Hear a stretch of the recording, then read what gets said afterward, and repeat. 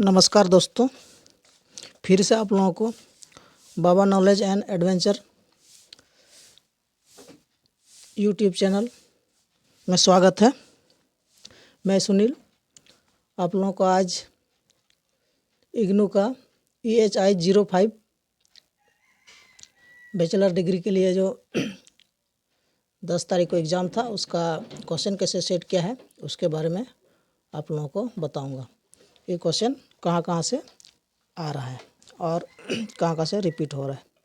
देखिए, December 2022 term end examination programme bachelors degree programme.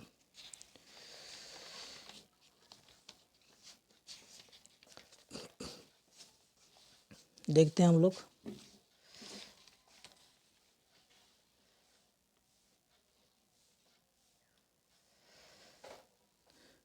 स्नातक उपाधि कार्यक्रम सत्रांश परीक्षा दिसंबर 2022, इसका जो ऐच्छिक पाठ्यक्रम इतिहास है उसी का हम लोग सवाल देखेंगे, जिसको हम लोग EHI 05 बोलते हैं। उसका खंड 1 में क्या क्या सवाल पूछा गया था इसको देखिए।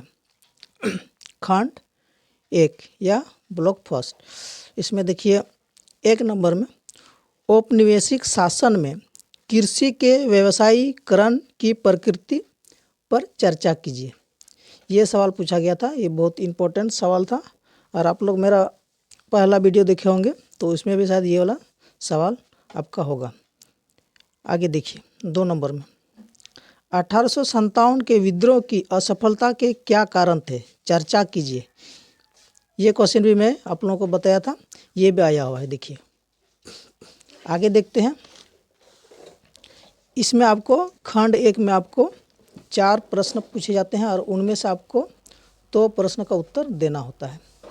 आगे देखिए 3 नंबर में आपको पूछा गया था भारतीय मानसिकता पर पश्चिमी ज्ञान के प्रभाव पर टिप्पणी कीजिए। इस पर आपको टिप्पणी करना था।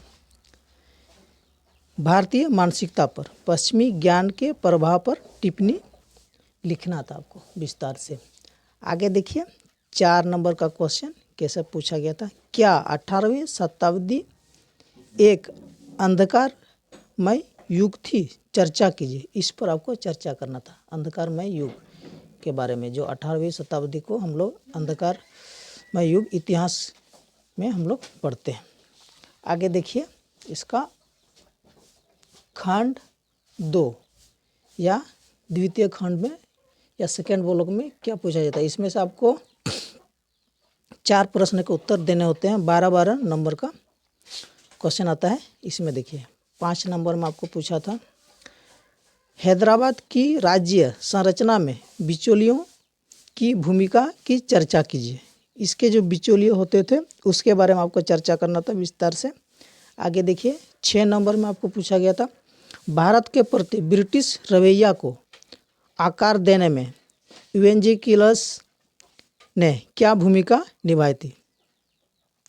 इवेंजिकल्स जो थे वो उन्हें क्या भूमिका निभाई थी भारत के प्रति ब्रिटिश रवैया को आकार देने में। जो आकार उसमें दिया जा रहा था भारत के लिए, उसका उसने क्या क्या काम किया। आगे देखिए 7 नंबर में सिख राज्य व्यवस्था की प्रकृति पर चर्चा कीजिए। सिख राज्य का जो उसमें राज्य व्यवस्था था, जो संगठन था, उसका राज्य प्रणाली था, उसके बारे में आपको विस्तार से चर्चा करना था। आगे देखते हैं क्या मराठा राज्य व्यवस्था फितना पर अत्यधिक निर्भर थी, टिप्पणी कीजिए। फितना एक व्यवस्था था राज्य विस्तार के लिए, इसके बारे में आपको टिप्पणी करना था और इसके बारे में आपको लिखना था। आगे देखिए, आगे देखते हैं 9 नंबर में क्या ब्रिटिश प्रशासन भारत में रूल ऑफ लॉ को लागू कर पाई, चर्चा कीजिए। इस पर हम लोग को चर्चा करना था। जो रूल ऑफ रेगुलेशन था यहाँ पर, जो कानून व्यवस्था, उसके बारे में हम लोग को विस्तार से जानकारी देना है। देखिए आगे देखते हैं 10 नंबर में भारत में औपनिवेशिक शासन के अंतर्गत शिक्षा के विकास पर टिप्पणी कीजिए। शिक्षा का जो विकास हुआ औपनिवेशिक शासन काल में, वो भी भारत में, तो उसके बारे में आपको विस्तार से चर्चा करना है। ये आपको 12 नंबर का क्वेश्चन है और 12 नंबर आपको मिलेंगे। तो इसमें आपको आराम से लिखना है। कम से कम इसमें 250 शब्दों में लिखने के लिए कहा गया था। आप इसे आगे पीछे भी कर सकते हैं, कुछ कम भी चलेगा, ज़्यादा भी, उससे कोई दिक्कत नहीं है। आगे देखिए 11 नंबर में, क्या औपनिवेशिक बर्मा युद्ध अपना उद्देश्य पूरा कर पाए, टिप्पणी कीजिए। इस पर भी आपको चर्चा करना था। जो यहाँ का जो ब्रिटिश राज्य प्रणाली था, जिसको हम लोग औपनिवेशिक बर्मा युद्ध अपना उद्देश्य पूरा कर पाए, टिप्पणी कीजिए। इस पर आपको टिप्पणी लिखना है। आगे देखते हैं 12 नंबर का, हिंदी उर्दू विवाद की प्रकृति पर टिप्पणी कीजिए। हिंदी उर्दू का जो विवाद की जो प्रकृति है, मतलब इसका विकास का जो प्रकृति है, कैसे कहाँ कहाँ कौन भाषा बोली जाती है, इसके बारे में आपको लिखना है। आगे देखते हैं हम लोग खंड तृतीय, तीसरा खंड, सो ब्लॉक थर्ड भी बोलते हैं इसको। ब्लॉक थर्ड में आपको क्या क्या क्वेश्चन आया था, ये आपका 6 नंबर का क्वेश्चन, 2 क्वेश्चन का आंसर देना है। जो 4 क्वेश्चन पूछे जाते हैं उनमें से आपको किन्हीं 2 प्रश्नों के उत्तर लिखना होते हैं।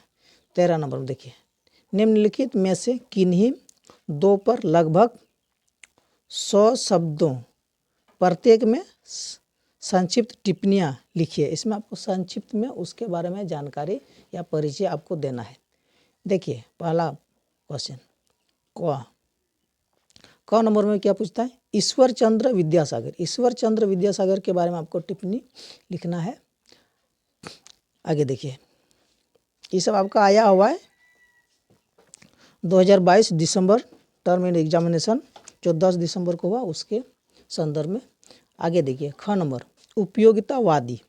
उपयोगितावादी पर आपको टिप्पणी लिखना है। जो भारत में जो उपयोगितावादी का जो हुआ उसमें, उसके बारे में आपको लिखना है। ग टीपू सुल्तान। टीपू सुल्तान जो राजा थे हमारे, उसका भारत देश के, उसके बारे में आपको लिखना है। घ नंबर में लिखना आपको ज्योतिबा फुले। ज्योतिबा फुले के बारे में आपको टिप्पणी कम से कम 100 शब्दों में व्यक्त करना है। ये रहा आपका सवाल जो इस बार पूछा गया था दिसंबर 2022 जो एग्ज़ाम हुआ। आप देख लीजिए आप कैसे परीक्षा में लिखे हैं, उसी के हिसाब से आपका नंबर आएगा। आपका कितना % आ रहा है, कितना नहीं आ रहा है देखिएगा। फिर मान लिया आपको कम आ रहा है तो फिर आपको रिवीजन करके आराम से फिर लिख सकते हैं। आपको जानकारी के लिए मैं दे रहा हूँ ये सवाल, आप देखिए। और आपको कैसा लगा ये वीडियो, आप हमें कमेंट करके बताइएगा। और आगे का वीडियो के लिए आप हमारा चैनल को सब्सक्राइब कीजिए, लाइक कीजिए और अपने दोस्तों पर शेयर कीजिए, ताकि इसी तरह का वीडियो फिर हम लोग बनाते रहें आपके लिए अच्छा वीडियो। तो थैंक यू।